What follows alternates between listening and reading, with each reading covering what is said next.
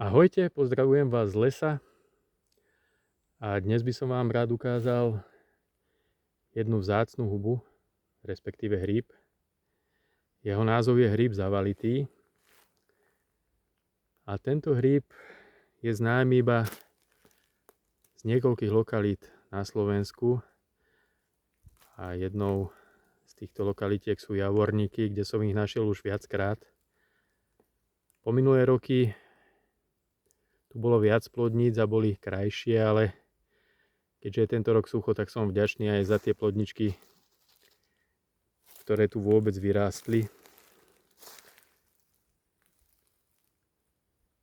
Typické preňho je rast v jedlovo-bukových lesoch. Tuto okrem jedly a bukov sú ešte primiešané smreky, hraby a liesky. No a toto je on.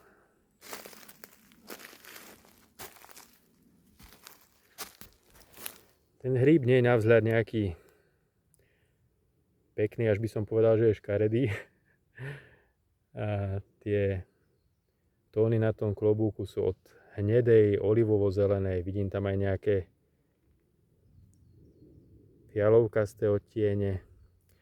No a keby sme tento hríb rozrezali, tak veľmi intenzívne by zmodral. Je to až taká atramentovo-modrá farba. Sú to nejedlé hríby, uvádzajú sa aj ako jedovaté, ale myslím si, že otázka jedlosti v tomto prípade je absolútne nepodstatná, keďže sú to veľmi zriedkavo rastúce hríby. No a tuto ďalej sú ešte dve plodnice.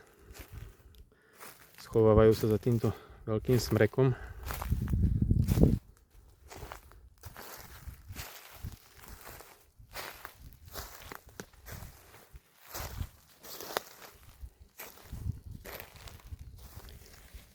Jedna taká väčšia, staršia plodnica a jedna taká, som povedal, že stredná, ideálna plodnica.